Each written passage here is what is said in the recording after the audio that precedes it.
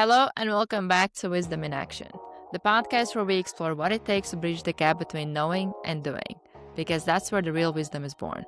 I'm Oscar Potnanya, resilience coach and podcast strategist, and I created this space to have honest conversations with real experts to bring you practical insights you can apply, not just think about. Today, we are joined by Amita Sharma. She's a co-founder of NourishDoc, a global wellness platform supporting women through hormonal transitions from PMS to postmenopause using holistic, evidence-informed care. She's here to talk about redefining midlife for women, not as a decline, but as a time for strength, renewal, and reconnection to purpose. Amita, welcome to Wisdom in Action. Thank you. Thank you so much, Australia. I love the work that you're doing. You're helping bring real experts to to the world of podcasting, which they're probably not even aware of, and being a mindset coach. So I really appreciate, and I'm really thrilled to share what I'm doing with you. Thank you. Thank you. So to start us off, what is one piece of wisdom that changed everything once you started applying it? I started listening to myself rather than listening to everybody else. That is a very simple way, wisdom, right? We always pay attention to what others are thinking about you, and we lose our own voice as to what is it that we want to do so many times. So I think that wisdom has helped me so much. I can't even overemphasize this fact. Was there something that helped you to shift towards that? Because I think it's such an important piece of wisdom, not only to know, but actually to act on as well, which are two different things. I actually suffer a lot of things. I would never voice my opinion when I was growing young, even when I was younger or when I was growing up. I think maybe it was the upbringing or the culture. I don't know what it was, a combination of everything. And I would always try to please everyone else. And the more I started doing it, I would try to change myself. Even in social gatherings, I would go in and I would sit in front of so many women out there, and I'll be quiet and I'm trying to fit in and I'm trying to have them like me, right? So I did that for decades, I would say. And then I realized no matter how hard I try to please them, they're never pleased. you know no matter what you do, and they're never happy with you, these people. They're always kind of whatever. And I said, you know what, need to uh, see myself. I need to be who I am, and I'm hiding that from myself and from others. And I am a good person, but these people are not trying to see that. They're always trying to find something, like something wrong, something this or not this, not that. And I think it was a series of lot of experiences that I had, and finally I said, no, no, no, I need to be who I am. And that's kind of how it started evolving. It wasn't like a one switch that happened. It was a process, and it started evolving, and I started being by myself, and not worrying about whether people like me or not. And believe me, there are enough people who like you because you are who you are, right? And then what happens is they like you for who you are, not who you pretend to be, which also Yes. makes you feel more seen, more connected, instead of you feel like you now have to wear this mask to fit in, but then you never Yeah. really fit in, because it's not even if you would fit in, it's not the you that fit in, it's that mask. So you'll Yes. always feel like you're a misfit anyways. So Yeah. how did you navigate that shift? Because especially with what you said, it takes time. It takes Hmm. time to go Yeah. from trying to fit in to get to the place where you're at the very least comfortable being the way you are and who you are. Yeah, I think there were series of experiences that happened in my personal life that made me change, even at workplace, everywhere. So it wasn't like one experience, like I said earlier. I had to slowly, find myself and express myself as to who I am, and that was a huge shift to the same community of people that thought that I was just trying to always fit in, and here I was with a voice. I also had a voice. So I think it happens to everyone. We know that. But what I would say is that you need to learn to listen to yourself, to learn who you are, right, and express yourself. I mean, I'm generally a soft person in the sense I'm not a confrontational kind of a person.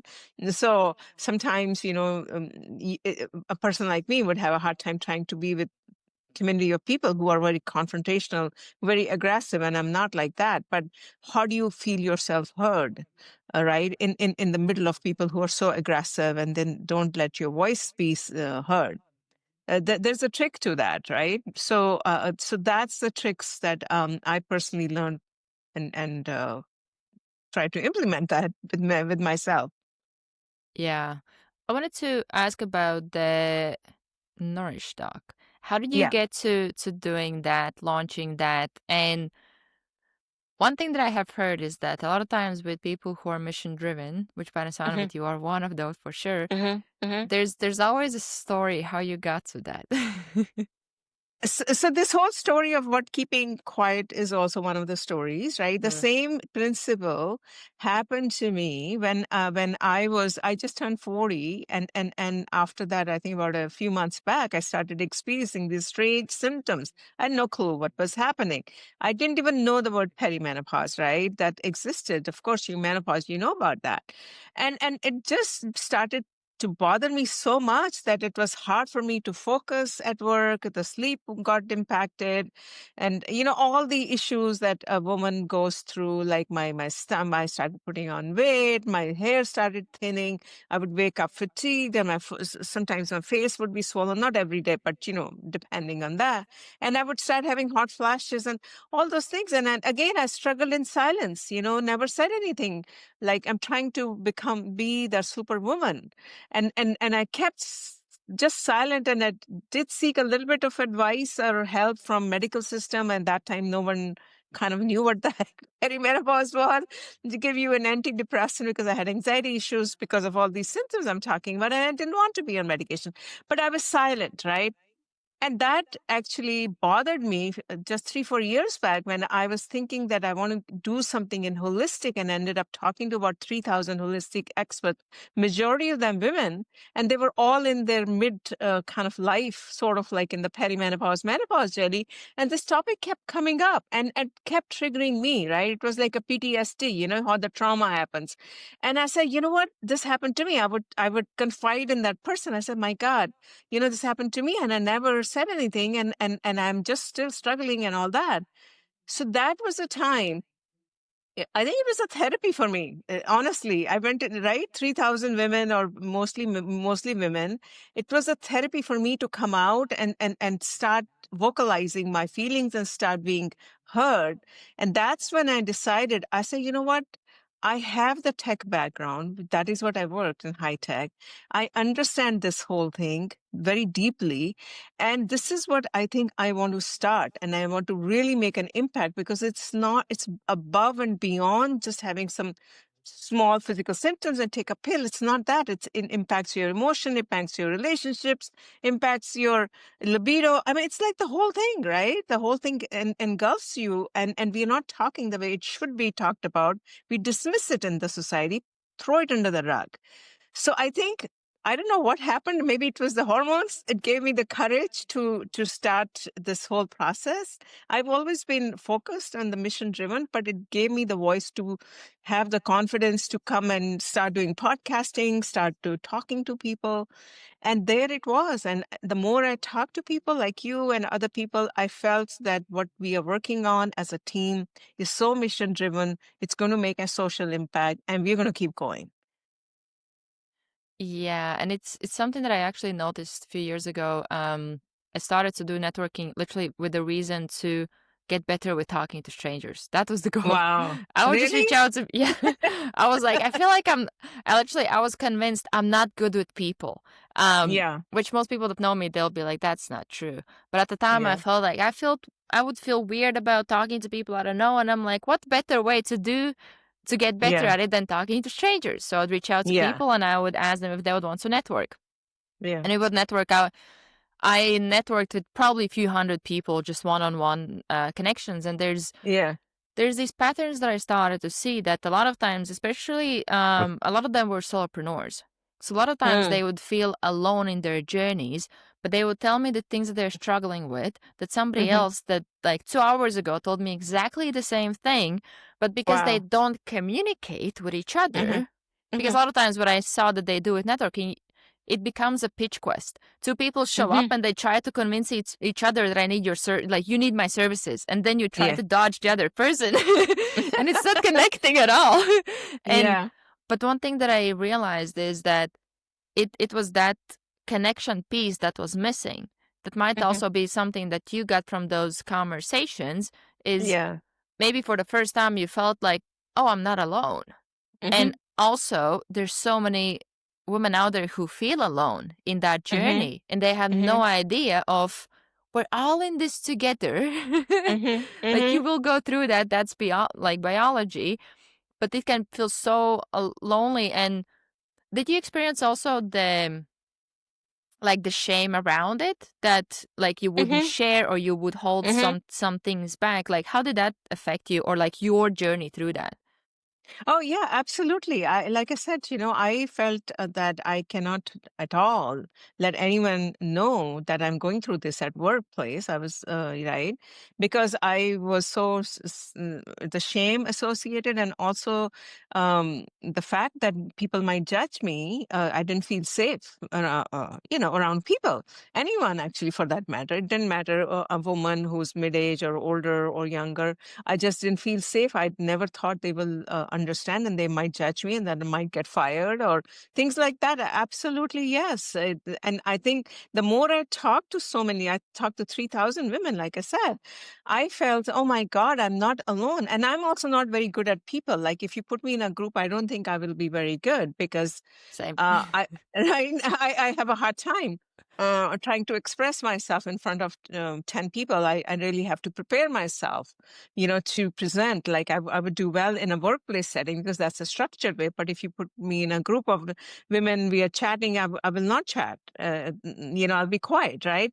So, but this was one on one, right? One on one, like you said, one on one. And we're just talking about things. And I think it made me feel very comfortable that I could talk to this person and that person is also resonating similar kind of experience, irrespective of her culture, ethnicity, economic background, education background. It was just agnostic across the color and the culture and you name it, even across the continents. I talk to whole world experts, not necessarily only in United States, everywhere in the world.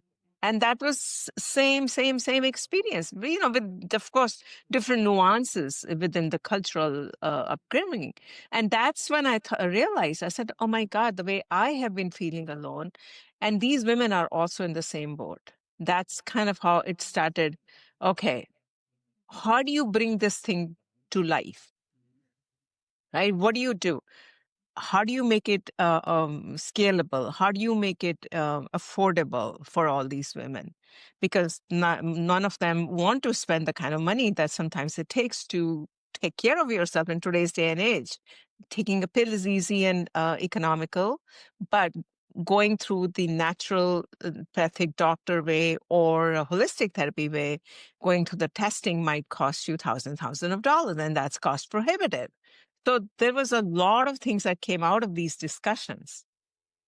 It's actually one thing that I wanted to ask you. What were some of the key learning points or key lessons that you learned from talking to so many women about this topic? So most of the women felt that invisible, by the time they reach at that certain age group. And they feel that they have been taking care of others majority of their life.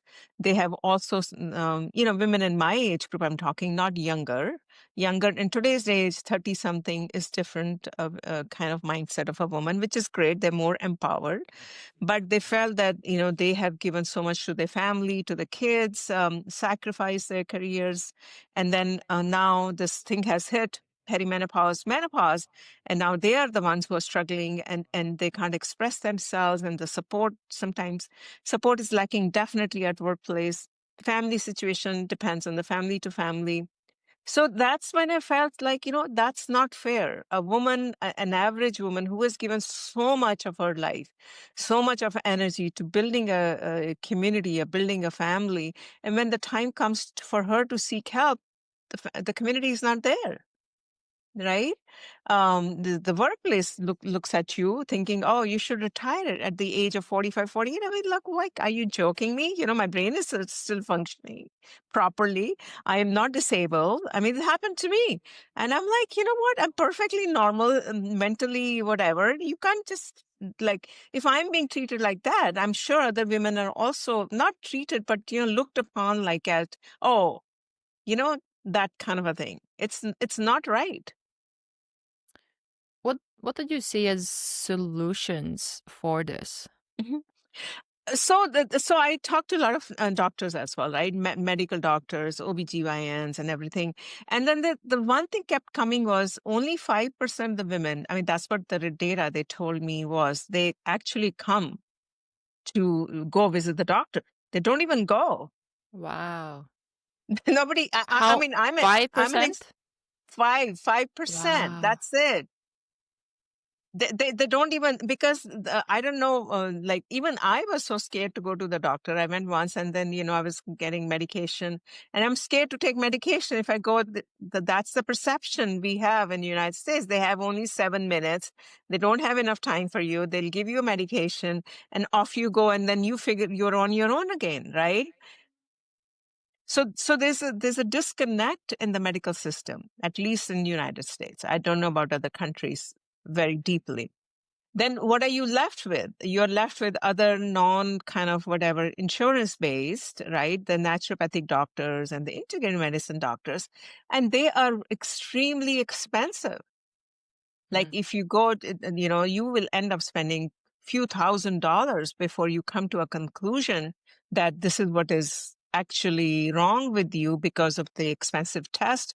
Because now they're spending about an hour with you. They cost about $1,000 an hour, something like that, a ridiculous number. And still you are like, how many of us can spend $2,000-3,000 to just go and at your leisure point, at your discretion, then do that. Even I would think, I mean, I don't think I would spend that kind of money, right? You know what I'm saying? Like, and then imagine other women who are not at the same education level and other level. So the thing that came out of that is, to make the long story short, is that the solution that we have has to be affordable for every single woman. It cannot be at the discretion of only rich, educated women. That's not right. Again, right? The equity part we are talking about has to be equitable, the knowledge and the awareness. So that was a big thing that came out of this whole 3,000 experts and all these things, that how do you bring it equitable, reliable, so that women feel safe. Women feel that yes, it's not a big deal. It's less than a cup of coffee. And I feel like I'm going to get a credible information from credible sources. And I can move to the next level as and when I need to. So walk us through the perimenopause. What does it look like? What are some of the things to look out for? And what are some of the things that women can do to, because I think it's also another thing that I'm pretty sure you noticed with the conversations you had, is that we're not the best at self-care. We put everybody else Yes. first. Yes. And it doesn't mean that if we're now going through, even if it would be some kind of illness, it's still like, Hmm. oh, as long as I see this so much. As long as I can Yeah. move, I'm Yeah. fine. I'm still gonna do Yeah. it. Yeah, that's true. That's Superheroes. true. Yeah, yeah. Most of the women are like that. But the strange thing about it is the data, right? Women go through so much during this perimenopause menopause journey because of the hormones that are going down. And I'm not a medical doctor. A big disclaimer: all the information I'm sharing with you is research with all these experts that I have talked to. But on the other hand, when the hormones are getting depleted, everything changes in our bodies: our gut health, our brain health, everything changes. There is so much data that 80% of the women over 55 have one chronic condition. And as women start getting older, they start getting maybe 2 or 3 chronic condition. And all that is related to the lack of care during the perimenopausal, menopausal years. And the reason is, I was saying earlier, I'm not a medical doctor. All this information is from research and talking to 3,000 people. But the hormones, when they're depleting in our bodies and a female bodies, they impact every single thing from your gut health to your brain health, believe it or not, to your muscle health, to every single thing. And most of the women are at risk of osteoporosis. I know my mom has osteoporosis, dementia, because of the brain. We were talking about that earlier, diabetes, cancer, heart health, metabolic syndrome, all these things. We women are more at risk as we start getting older, and you can see it. So many, if you see a 60, 65-year-old woman, she typically has less hair, and most of the time she have hard walking. So many women, just generally, I don't know in Europe, but in US we see it very, very, very common in other parts of the world. So and most of the women don't even understand what perimenopause is. That's the other rude awakening for so many of them. And that is the reason why we are doing what we are trying to do, is because of educating them and making them aware that if they don't change their lifestyle, if they don't start taking care of them when they are younger, it needs to start at age 35 and onwards, not at age 55, when sometimes it's too late at that time. You already got your, God knows, things like chronic fatigue and pain. These are so common amongst these mid 50s and 60-year-old women. Are there so many simple steps that could be taken, starting with what you said, like the 35 onwards? Any suggestions you would have there?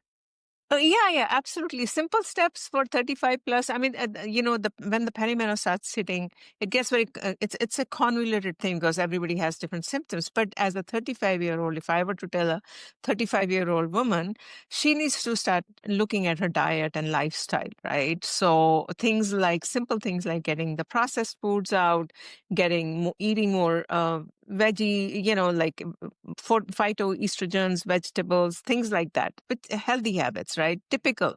And also increase the movement, for strength training and some of the exercise regimen. But from a food point of view, it's very important not to do these yo-yo diets, and not to kind of starve yourself to lose a couple of inches. I think all of us have been there to fit into size God knows what for a dress, right? It's a bad idea, because we are depleting nutrients from our body, and then suddenly we end up doing binge eating. It's so like, right? Most of us get it. I know I have that, suddenly a crave, and I'm like eating, like, I don't know, 10 fortune cookies and stuff like that. And then I go into my app and say, oh my gosh, so many carbs in that. It defeats the whole purpose. So point is, you need to still put the right nutrients in your body, the nourishing your body with the right nutrients. Do not starve yourself, and make sure the right proportion of carb, protein, all your macronutrients and fat is there on a daily basis. And also the micronutrients. We are supplementing with the right supplements if we can't get it from the food, because sometimes you can't get everything from the food. It's very hard on a daily basis.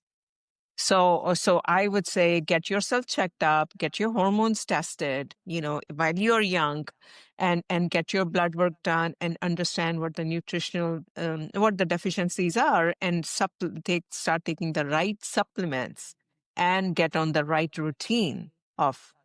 daily routine, taking care of yourself aggressively, because you know what is coming, and it's like preparing for the storm, right? You go to the store and buy shutters and brace your house and stuff like that. It's not like your storm is going to be coming. If you're prepared, you're going to be better off and have a better quality of life as you get older, because Yeah. right, that's the main thing. The data talks about an average, these are all American data, 63, 64, they have decent lifestyle, decent quality of life. After that, an average age is in mid 80s nowadays, 85, 86 when a person dies. But for 20 years, they have such a horrible lifestyle because of the all the bad habits, all the things that they have been accumulating. It just goes in the last 20 years of your life. You're leading a miserable life, and you do not want to do that. But that's what you remember at the end. What happens in the end? I The think it's movie is also still, like yeah, perception needs to change as well, because I think a lot of times people are like, well, I'm old now, I can't do this or I can't yeah, do yeah, that. And yeah, it's like maybe you can't do it the way you did it at 20 years old, but I have yes, seen videos of people doing calisthenics in their 70s and things like that where your body still can do stuff. But I think yeah, I do see that there's some role in culture as well about hmm, this assumption that, oh, by the time I hit this age, I'm pretty much done. Like yeah, physically yeah, I'm done, and that's it. It's kind of like in some ways people just give up on yeah, themselves, or they have yes, this yes, perception of, well, yeah, I hit this age, so this must mean whatever it must mean. yeah, But it's really interesting, because I think in some ways it is slowly shifting with things that I hmm, see online. There's much more people that are in their 50s and 60s. They're looking after their health, and in some ways they're being positive role model for others as well. hmm, hmm, um I wanted to ask you about the also one thing I wanted to add with the lifestyle. I love what you shared, because I think it's patience is a big one. It has been for me, because I'm currently working through, I'm at the stage where I'm like, I want to get stronger, I want to get leaner, I want to get just overall healthier. hmm, And I don't, as much as I would want to rush it, like most of us do, hmm, I'm just like, how can I build a lifestyle that is sustainable? Because hmm, that's really the name of the game. How can I sustain it? How can I be consistent with it? hmm, Because one thing that I know with being too restrictive, or being too, even like with exercise, I could go really far with exercise. hmm, And but it's not sustainable. I can't sustain it. So it's about finding what is it that you can actually sustain, even if it's 5 minutes a day, but it's way hmm, better than zero. hmm, absolutely. I wanted to ask about the hormones, because I think it's something that we hear a lot about. We know that Hmm, it's important, but can you explain to literally 5-year-old level yeah. what are the hormones, why are they important, and where to start with it? So basically, they are little messengers, right, inside the body, and they're doing all kind of functions inside the body to a 5-year-old. And there's so many of these hormones; they're all important. So, for example, female sex hormones, there are two of them, and when we get the periods, they are going up and down depending on the cycle of our period. As an example, right? Now, the same thing is happening when the periods are going to start stopping, which is the perimenopause stage. These hormones that are getting through a period and making us, pregnant, not making us pregnant, but preparing us for pregnancy, are now finally shutting down and saying, okay, you're done. You can no longer have your babies. And these hormones are slightly going to go down, down, down, down, down. And by the time you hit menopause, they're gone. Now, the problem, what happens is these hormones are good for your body, especially when they are started depleting. That's when you see all these issues we were talking about, right? Because of the brain and the fat and the this. These are some of the things. So there's a lot of things that are happening. Now, there are other hormones that are also mental health, cortisol, right? We say, oh, your cortisol, you need to reduce your cortisol, stress hormone, you need to bring it down. That's another one. Then there's another one called hunger hormone, that acts like that. And then there's another hormones, what they call it in today's GLP-1, the weight loss kind of a thing. So there are so many hormones that are important functions and carrying so many important functions in our body, right? When the fluctuations are happening in these hormones, they're going to impact something or the other inside the body. Your body's not going to function.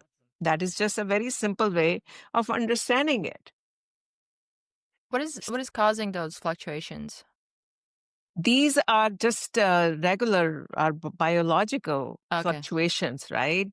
Now, the fluctuations that are causing in a perimenopausal woman is because as the body starts going down, the sex hormones are going down because we are not going to ovulate. Now, we are not going to ovulate, the hormones are starting going down, and during the day it can be erratic depending on what's happening. And most of us start getting one hormone is dominant, the other hormone is low, and the balance goes out of whack. And then that's the imbalance sometimes that starts causing all these strange symptoms. And one of the reasons you asked the question, why is it causing all these imbalances, also the added stress in today's day and life, right? And then also the environmental disruptors is another one. The kind of food that we eat with insecticides, pesticides, the makeup we wear, we have all kind of God knows what ingredients. So all these things are what they call in medical language is endocrinal disruptors. They go inside our body and they disrupt our endocrine system. And that's where all these hormones are, and they can cause additional issues, inflammation inside the body. So it's like I said, I'm not a medical doctor, but I'm just sharing with you from what I've heard. So it's very important for us to make sure not only outside skin is kind of perfect, inside system is clean and not inflamed, because we are going to get strange symptoms. Very important to have anti-inflammatory diet, anti-inflammatory.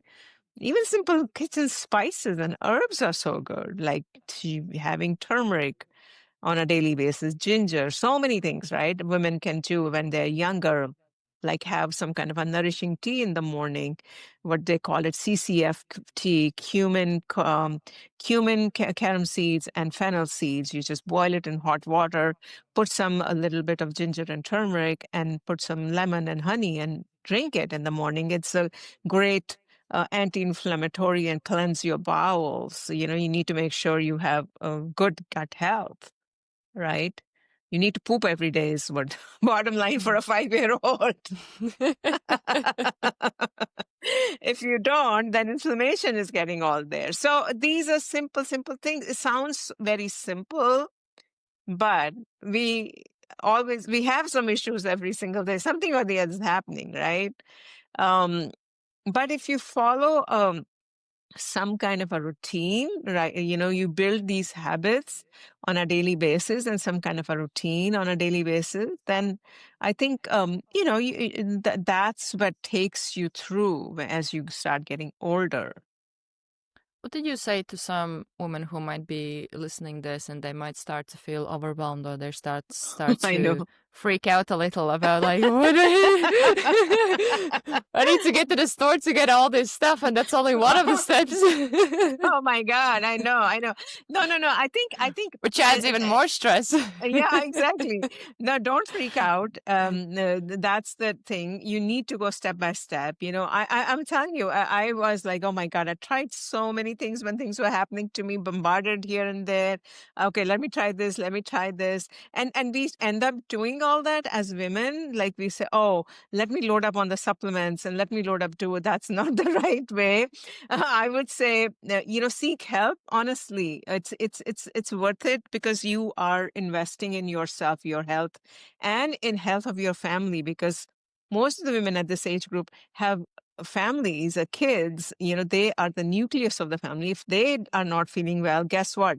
They are running on an empty can, and how are they going to give to anyone else, right? That's what I tell women. So don't get overwhelmed. Just go step by step, and you know, join some of the group something where you don't feel alone, and seek help. It doesn't hurt to seek help. Yeah, it's a very, very important reminder. Ask for help. It doesn't mean anything bad about you. It doesn't mean you're less of a woman. It doesn't mean you're less of a human. We all need help and support from time to time, and it's completely fine to go seek help. Because also, I had this, I don't remember who I was talking to. I was talking about how it's actually the smart thing to do. If you don't know what to do and you can find somebody who does, why not go and ask them help?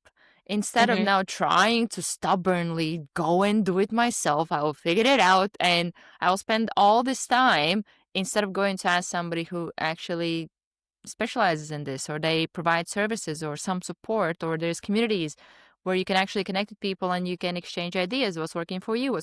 And that's also something that I think can you talk a bit on the importance, we slightly touched on it, of community and having support? Because it's something that I think in this age we focus so much on the solutions and being efficient and all this, where we kind of brush the connection kind of Mhm. aside, as it's, oh, that's just whatever. But what's the importance of it?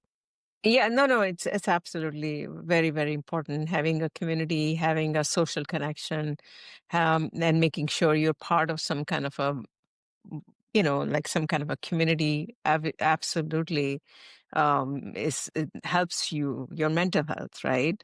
There's a lot of data that talks about it, on advantages of group therapy. And that's what we are trying to do, is group therapy, because that again validates the fact that you're not alone, that there are people around you, there are people like you in the world, and you don't have to always be scrolling through social media looking at beautiful pictures and feel miserable. Oh my God, that person is right. This is all fake sometimes, unfortunately. So it's not real. So it's very, very important to surround yourself, to be part of any community where you feel connected, you feel that you are, it's reaching to you, whether it's a religious group. It doesn't matter actually whether it's a knitting group or a dance group or a exercise or a hiking. It's good to have a set of girlfriends, or that too you can hang out with and laugh. It releases the tension and the stress, and you laugh. So Yeah. absolutely, a lot of scientific evidence on laughter therapy, on group therapy, on laughter as medicine, right? All these things, we know that, but we forget about it because there's so much. Like you said, it can be very overwhelming. Unfortunately, it's not one pill that we can take and feel good. It's our lifestyle that we are talking about. And it's also different things going to work for different people. That's why I think it's Yeah, important to have those conversations and hear other people's stories and experiences, because yeah, you might try something you found online, but there might be another person who says, "Oh, I did this," and you try that, yeah, it works. So yeah. it's very important. Before I ask you the last question, where can people tell a bit more about the NourishDoc? I understand you also have an app that you're working on. Yeah, so the whole idea was, like I said earlier, to make it affordable, economical, and be at the hand of every single woman, 35 and above, even younger. Also, we have something for PMS. So it's NourishDoc.com, www.NourishDoc.com, and we start with the self-care app, simple self-care app that's like super affordable, less than a cup of coffee, and then it goes into sort of like a group kind of a therapy, where what we were talking about, the advantages of group therapy a little bit more, where the live experts would come in and talk about different things on a different, depending every single month, depending on the topic. And then it goes to one-on-one, which is a little bit more personalized, and the price would be what it would be. So what we are trying to do is give women a very comprehensive solution, catering to their, not only their price points, but also meeting them where they are in the journey.